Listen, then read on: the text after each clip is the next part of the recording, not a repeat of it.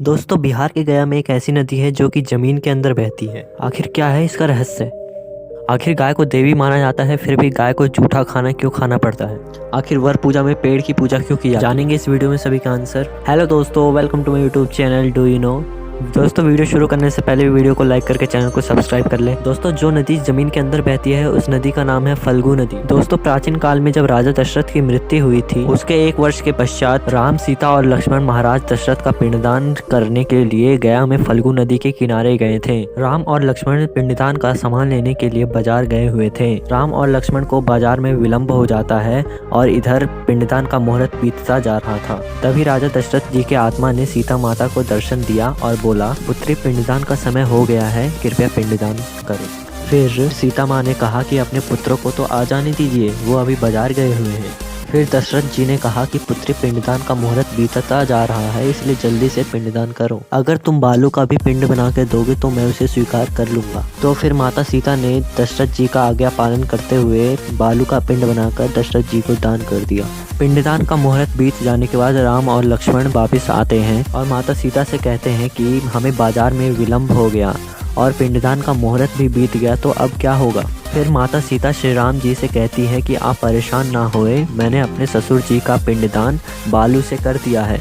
तो फिर श्री राम जी ने माता सीता जी से कहा कि क्या प्रमाण है कि आपने पिंडदान किया है? तो सीता माँ बोली कि मैंने पंडित जी को, जिन्होंने पिंडदान करवाया है, फल्गु नदी, गाय, पीपल का वृक्ष और वट का वृक्ष को साक्षी मानकर पिंडदान किया है।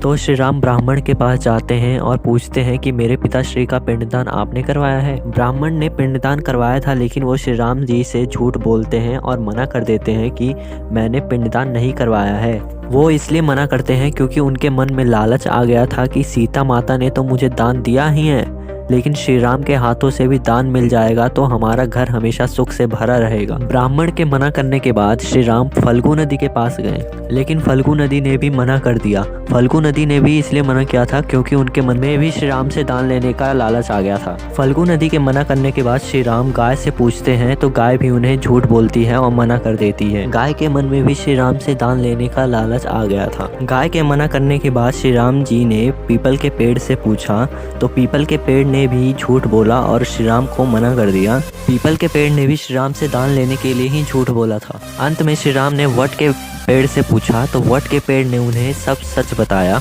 लेकिन दोस्तों, श्री राम जी ने सीता माँ से कहा कि अगर मेरे पिताजी ने ये स्वीकार कर लिया कि आपने बालू से पिंडदान किया है तो मैं भी स्वीकार कर लूँ। तो फिर सीता माँ ने प्रार्थना किया और दशरथ जी का ध्यान किया कि हे ससुर जी, मेरे द्वारा किए गए पिंडदान और मेरे द्वारा लिए गए संकल्प से आपको संतुष्टि हुई है, तो कृपया करके अपने हाथों से प्रमाण दीजिए। और फिर दशरथ जी आसमान में प्रकट हुए और अपने हाथों से प्रमाण दिया। लेकिन सीता माता ने उन चारों को झूठ बोलने के लिए श्राप दिया। उन्होंने ब्राह्मण को श्राप दिया कि ब्राह्मण का जीवन हमेशा दरिद्रता में बीतेगा और आपको जितना दान मिलेगा आप कभी भी उस दान से संतुष्ट नहीं हो पाओगे। तभी से ब्राह्मण लोग पूजा कराने के बाद, दान लेने के बाद संतुष्ट नहीं होते, वो चाहते हैं कि हमें और दान मिले। इसी तरह उन्होंने गाय को भी श्राप दिया कि आप इधर उधर भटकते रहोगे और आपको जूठन खाना पड़ेगा। इसलिए सीता माँ के श्राप के कारण गाय को जूठा खाना खाना पड़ता है। इसी तरह उन्होंने पीपल के पेड़ को श्राप दिया कि तुम कहीं पर भी उग जाओगे बिना बीज बोए, इसलिए पीपल का पेड़ पवित्र होने के बाद भी गंदगी में भी उग जाता है। इसी तरह उन्होंने फल्गु नदी को भी श्राप दिया कि आपका पानी हमेशा के लिए सूख जाएगा और आप धरती के अंदर ही बहोगे। दोस्तों, यही कारण है कि फल्गु नदी जमीन के अंदर बहती है। और वट के वृक्ष को सच बोलने के लिए सीता माता ने आशीर्वाद दिया कि आपकी आयु लंबी होगी और पतिव्रता स्त्रियां अपने पति की लंबी उम्र के लिए आपकी पूजा करेंगी। अगर वीडियो पसंद आया हो तो वीडियो को लाइक करें और ऐसे ही नॉलेजफुल वीडियोस के लिए चैनल को सब्सक्राइब कर लें।